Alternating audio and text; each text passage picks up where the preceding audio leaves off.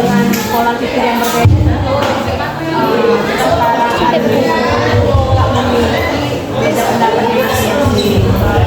Mungkin kelas contohnya itu bisa saja banyak yang tidak menyetujui bila perempuan itu sudah kelas, ya kan?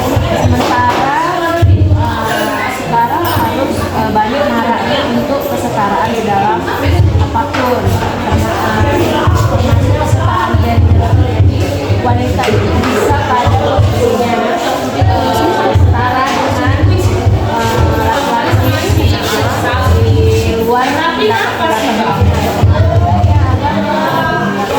Jadi sehingga mungkin ada yang berpendapat mungkin dari anggota kelas ya, banyak yang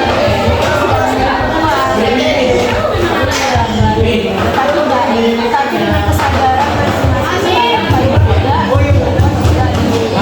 sebagai karena kan presiden itu juga pernah perempuan, ya kan? Jadi dalam masyarakat harus biasanya memang harus memahami secara jadi tidak dianggap perempuan juga punya kemampuan itu sudah banyak yang paham dan beberapa golongan yang mungkin berdasarkan pola pikir mereka, adat mereka, agama ya kan, yang berpendapat bahwa lelaki itu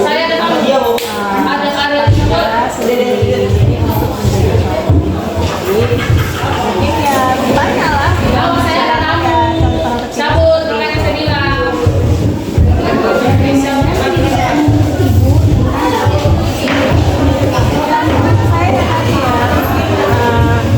Karena pola pikir yang berbeda-beda itu nggak ada masalah, kita kan demokrasi, makanya itu harus kita negara demokrasi, kita menerima segala pendapat dari berbagai kalangan, apalagi dalam pemilihan yang besar seperti pemilihan presiden ya.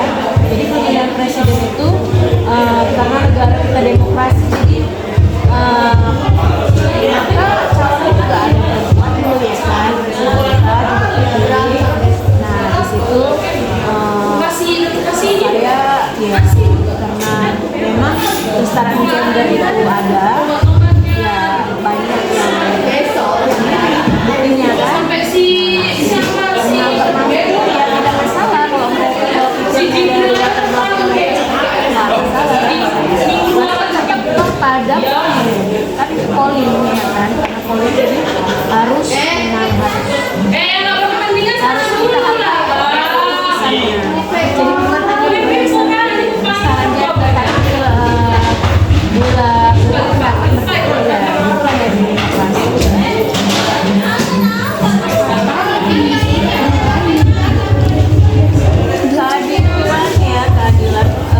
Keadilan bagi individu aja saya rasa berbeda-beda ya. Jadi menurut mereka menurut dia adil, mungkin mereka nggak adil gitu. Jadi itu memang pola pikir ya, berpikir dan kebutuhan. Kalau keadilan mungkin dia butuhnya untuk dihargai, dicintai apa, tapi dia tidak dapat. Mungkin dia butuh aja lah di kelas, mereka butuh dihargai, dicintai, diperhatikan, tapi mereka tidak mendapatkan itu dari temannya. Kan mereka tidak mendapatkan keadilan.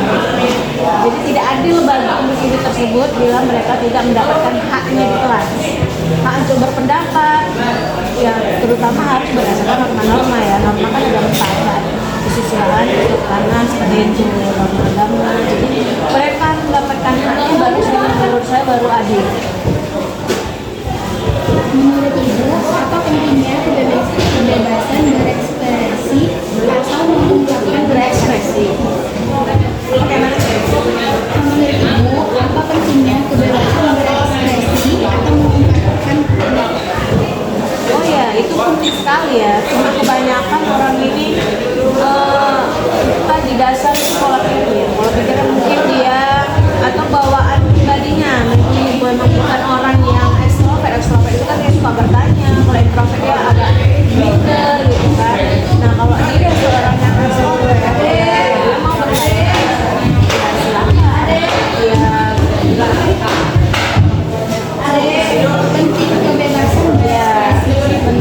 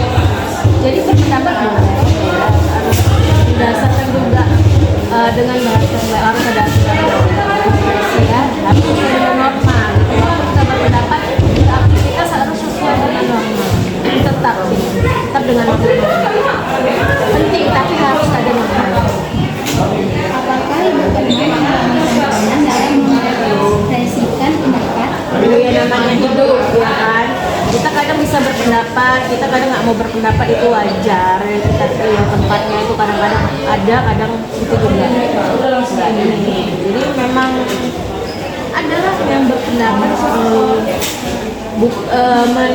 menurut kalau saya sih menurut keadaan aja. Kalau menurut keadaan saya tidak harus berpendapat ya saya tidak berpendapat. Jadi saya kalau memang harus berekspresi ya saya berpendapat.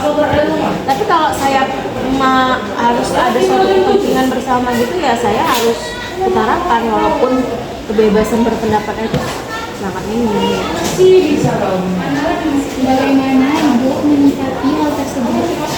Ya saya gitu, yang tadi saya usahakan berpendapat. Ya tergantung kalau hasilnya ya kita nggak bisa ini ya nggak bisa memaksakan pendapat juga gitu.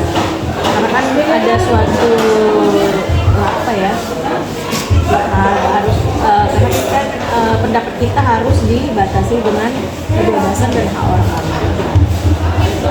Jadi kita sesuaikan aja dengan keadaan.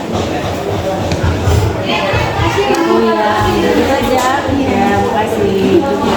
Sekian presentasi dari kelompok kami. Lebih kurang kami mohon maaf. Wabillahi taufiq wal hidayah. Wassalamualaikum warahmatullahi wabarakatuh.